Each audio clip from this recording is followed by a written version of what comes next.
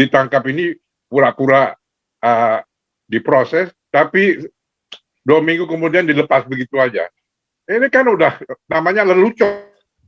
Dan lelucon itu kalau kita biarkan terus terjadi, itu bukan salah mereka, salah kita. Itu loh yang menjadi masalahnya. Kenapa Saifuddin masuk penjara? Bahkan dia nggak siap sekarang di Amerika, ya kan? Nggak karu-karuan. Jadi perlu nggak kita bawa senjata? Nggak perlu. Gereja tidak perlu bawa senjata.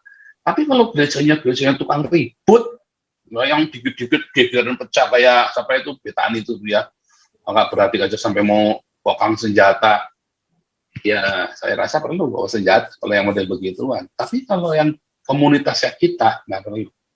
Pak Santi Ampar perlu nggak bawa pistol? Nggak perlu. Nggak akan kena apa-apa, percaya saya. Selama lempeng ya artinya ya. Nggak akan sampai dibunuh. Ya, bisa diproteksi.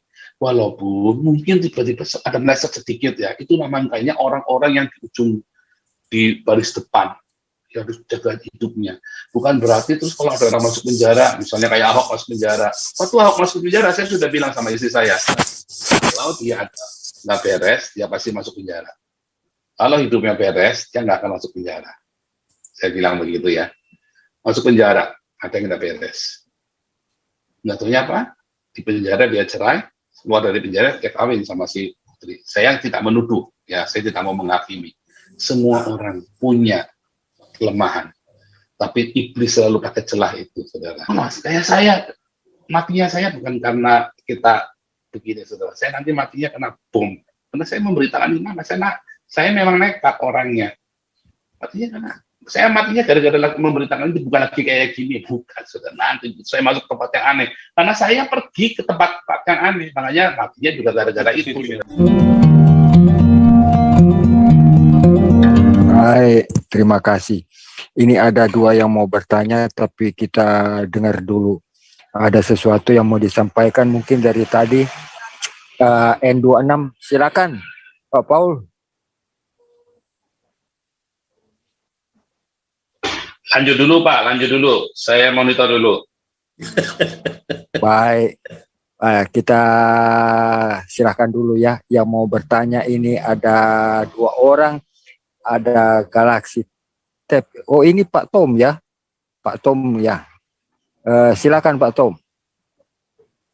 Oke, shalom semuanya. Jadi melihat sikon yang ada ini memang kembali kepada masalah utama yang perlu kita lengkapi diri kita, yaitu strategi. Sekali lagi, strategi bagaimana menghadapi sikon yang ada dan yang akan terus berkembang selanjutnya untuk bisa kita hadapi dan carikan jalan keluarnya sesuai dengan akal sehat dan otak waras yang sudah dilengkapi oleh Tuhan kepada semua orang. Ini harus kita manfaatkan. Jangan jadi Kristen bayi yang cuman bisa nete aja terus. Orang nyelonong masuk ke dalam pekarangan rumah aja, itu sudah harus kelihatan reaksi wajar otak waras dan akal sehat itu, bahwa ini sudah sesuatu yang nggak benar. Langsung harus bisa ditahan pada waktu melanggar pagar itu. Karena kebiasaan kita, kalau mau ke tempat orang, itu harus ketok pintu kulonung dulu. Ini sudah melanggar adat istiadat orang yang sehat jasmani dan rohani. Inilah langkah-langkah positif yang bisa kita ambil sebagai umat yang ditindas dan yang sudah seharusnya mempersiapkan diri secara dini supaya jangan terjadi lagi, karena ini bukan yang pertama kalinya. Masalah-masalah seperti ini sudah harus bisa kita pikirkan bahwa akan terjadi seperti itu. Jadi kalau sudah punya kumpulan jemaat mendekati 100 orang itu ya harus ada pembagian tugas lah. Jangan cuma khotbah tok gitu. Tapi harus ada penjaga pintunya, security-nya, karena sudah memang dilakukan secara baik oleh beberapa gereja yang memang sudah memakai akal sehat dan otak waras itu malah menyewa pasukan dari NU itu menjadi security, sehingga begitu ada yang bawa bom bunuh diri, itu langsung ditangkap oleh dia, bomnya digendong, sehingga akhirnya dia tewas karena membela kita. Ini langkah yang benar yang sudah dilakukan. Tindakan-tindakan dini yang perlu kita ambil. Jadi, jadilah umat yang dewasa. Jangan cuma ngeluh dan cuma merepet terus, tapi nggak ada tindakan positifnya. Ini hal-hal yang perlu kita adakan untuk koreksi diri kita sendiri. Untuk memperlengkapi apa yang diperlukan di dalam kegiatan ibadah jemaah yang sudah menjadi ancaman di seluruh pelosok di Indonesia ini. Sehingga kasihanlah kalau umat yang nggak tahu, ibu-ibu dan segala macam yang ikut itu nggak apa-apa, tapi gembala itu harus pakai otak. Taruh security di pintu pagar, taruh security di pintu masuk, dan apalagi kalau sudah mau jalan ke mimbar itu harus langsung ditahan, diikat aja tangan sama kakinya, kemudian telepon kantor polisi, ini ada orang gila masuk sini. Itu aja, cukup. Simple aja kok sebenarnya persoalannya, nggak perlu sampai dia bisa nyelonong masuk naik ke mimbar. Itu udah keterlaluan. Harus kita berani mengkoreksi diri kita sendiri, bukan cuman nyalain si Wawan tok gitu. Ini yang perlu kita sikapi bersama supaya jangan terjadi lagi secara mudah masalah-masalah kecil yang seperti itu. Kalau dia sudah ditahan di pagar, kalau dia sudah ditahan di pintu gereja, kalau dia sudah ditahan sebelum melangkah ke mimbar, nggak akan terjadi kasus-kasus seperti ini. Itulah kurang lebih yang mau saya lengkapi. Di samping bahwa selanjutnya memang tokoh-tokoh seperti Pak Santi Amer dan Galarua kita ini untuk terus maju dengan persiapan-persiapan, kelengkapan, usul-usul pasal-pasal yang bisa kita ajukan untuk menjadi pertimbangan, untuk menjadi hukum konkret di Republik ini, bahwa nggak bisa dibiarkan orang melangkah dan membubarkan ibadat dan harus dijatuhkan hukum misalnya berapa tahun gitu. Itu harus jelas. Jangan ditangkap ini pura-pura diproses, tapi 2 minggu kemudian dilepas begitu aja. Ini kan udah namanya lelucon. Dan lelucon itu kalau kita biarkan terus terjadi, itu bukan salah mereka, salah kita. Itu loh yang menjadi masalahnya. Kira-kira begitu, Pak. Terima kasih. Iya, oke. Tadi kepotong saya ya, karena mesti penuh dulu baterainya tadi. Oke. Saya tadi pertama mau cerita tentang bagaimana kalau orang Kristen ngelawan saja yang minoritas, yang Tionghoa atau Kristen bawa senjata, pakai parang, kayak pakai tombak kayak di rumah, begitu ya, saudara ya. Nah, boleh nggak? Ya, kalau itu pribadi, saudara ya. Tapi kalau saya tidak pernah menyarankan, saudara ya. Bahwa saudara, saya di rumah itu nggak pernah sediain yang begituan, saudara ya, sejak saya bertobat. Sebelum 2013 akhir itu ya, itu semua senjata saya kasihkan, saudara. Ya, semua saya kasihkan semuanya. Ya, kembalikan semuanya. Nah, kemudian 2014 benar-benar kosong, saudara. Tapi masih punya kentungan pasti, apa? Yang buat itu ya, baseball itu ya. Terus 2015 saya ini ya, Tuhan bicara sama saya, kalau kamu percaya aku, kenapa kamu siapin yang begituan? Ya saudara ya, saya nggak siapin lagi. Bahkan di mobil saya nggak ada pisau belati, nggak ada apa. Dulu saya di mobil selalu ada pisau belati, saudara ya. Pisau komando itu yang gede itu ya. Itu selalu ada. Nah, tetapi kemudian benar-benar kita tidak mempersiapkan apapun. Karena Tuhan pelindung kita, saudara ya. Tetapi itu saya, karena saya punya iman. Saudara. Tapi bagaimana saya kalau mengajari jemaat? Saya tetap menyarankan tidak. Siapa yang hidup dengan pedang akan mati dengan pedang. Sebab apa, saudara?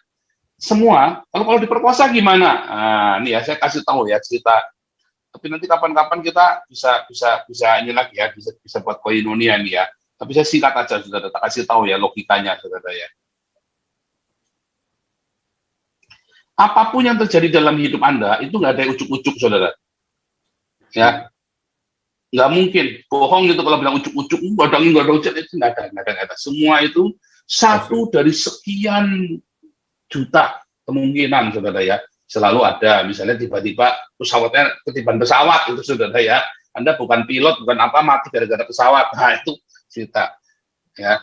Tetapi semua, misalnya ini Anda mati karena kecelakaan naik pesawat, karena Anda suka naik pesawat. Oh, kalau gitu aku nggak mau naik pesawat, ya nanti Anda kecelakaannya naik kereta. Karena Anda naik kereta di dalamnya kan, nggak mungkin ada, misalnya saya nih, di Israel, apa namanya, saya kan di atas gunung, nggak ada kereta, tiba-tiba saya ketabrak kereta di rumah, itu nggak mungkin, saudara. Ya, nggak mungkin. Di sini itu saya ketabrak kereta di sini ya, di apartemen, nggak mungkin, saudara. Nah, itu nggak mungkin. Jauh panggang dari api, itu nggak mungkin. Ya. Tapi kalau misalnya, kalau ketiban pesawat bagaimana? Nggak mungkin juga, karena pesawat nggak ada yang lewat sini, saudara. Pesawatnya nggak ada yang lewat di atas sini, nggak ada. Ya, jadi itu nggak mungkin. Nggak semua kejadian dalam hidup kita itu nggak ada yang ini. Kalau ada yang kebetulan saja, itu satu dari sekian juta kemungkinan, itu nggak usah dibahas, anomali, ya saudara ya. Nah, kalau Anda takut diperkosa, misalnya diperkosa, dan kita yang realistis, nanti diperkosa. Mengapa bisa diperkosa? Mengapa anakmu, istrimu bisa diperkosa? Karena Anda tinggal di lingkungan, atau Anda pernah berdekatan, atau Anda berinteraksi dengan orang-orang seperti itu. Kalau saya orang yang dulu ya, buas begitu ya, maka teman-teman saya orang-orang yang buas, saudara. Ya, sehingga yang namanya ditipu atau menipu, saya makan dia atau dia makan saya. Wah, itu keras sekali, saudara, benar-benar ya. Kalau kita dagang itu, saya hantam dia atau dia hantam saya. Udah menang-menangan, saudara. Cara mendagangnya memang begitu. Loh, kalau gitu orang yang jujur-jujur diketipu. Kalau kamu jujur lemperus kembang, nggak mungkin ketipu, saudara. Segoblok apapun kamu, nggak mungkin ketipu. Ya, itu tuh percaya saya. Ya, saya ngamatin orang-orang ini ya. Kalau dia lurus lempeng, hatinya dia juga beres. Ya, hatinya juga benar. Bisa ada satu jalur yang kamu sendiri akan tersingkir. Kalau kamu sampai ketipu waktu dagang, berarti kamu ada yang nggak benar juga. Kalau kamu dibiasain hidupnya benar, dagangnya benar, caramu lurus lempeng, tapi itu hamba Tuhan ketipu, berarti dia nggak benar, saudara, makanya sering ketipu. Ya, dulu sudah belajar ya, 2 minggu yang lalu atau 3 minggu yang lalu koinonianya ya, mengapa sering ketipu ya, dunia itu ya. Mengapa hamba Tuhan sering ketipu? Saya pernah bikin ya. Jadi kalau masalah dagang itu sudah pernah saya jelaskan dulu ya. Enggak, kalau Anda lurus lempeng, nggak mungkin Anda ketemu dengan orang-orang yang nggak benar. Saya lurus lempeng, ketemunya ya kayak Santi Amar, saudara. Yang lurus lempeng, ketemunya kayak Linda, yang lurus lempeng kayak Ibu Lisnora, Ibu Lisoy, ya. Kayak si Bu Mantu, kayak Pastor kan lurus lempeng, Bu Lianti, saklek. Sudah saklek, mau apa udah, masalah duit saklek, masalah aturan saklek, udah mau apa ya, karena saya orang yang begitu. Tapi kalau saya muter-muter, belok-belok, saya akan ketemu pengurus yang muter-muter yang tidak jelas, saudara. Di sini ada yang mencoba bergabung dengan kita, ya pengurusnya ini ya, karena dia niat menekat, saudara. Habis dikeroyok, saudara, di dalamnya dicacah habis-habisan, saudara. Ya, karena dia tidak lurus hidupnya. Kalau kita di sini lurus-lurus, yang ketemunya orang yang lurus-lurus. Ya, kalau Anda takut diperkosa, ya karena Anda ketemunya dengan orang-orang Anda sendiri juga cabul. Sehingga Anda suka dekat-dekat dengan orang-orang yang cabul, yang cerita-cerita cabul, yang otaknya juga cabul. Ya entah kenapa Anda akan kumpul dengan begitu, Anda akan berkumpul dengan kaummu sendiri, saudara.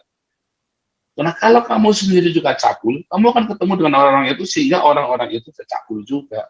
Tuh, Pak, tapi ini pendeta, ya siapa bilang pendeta nggak cabul, saudara? Itu bau-baunya orang. Jangan ketemu dengan lingkungannya kan seperti itu. Pak, tapi ini kita pelayanan di ini, Pak. Ya, sekalipun kamu pelayanan di tempat yang tidak benar, tapi kamu lurus lempeng, ya, itu ada proteksi, saudara. Orang juga segan sama kamu.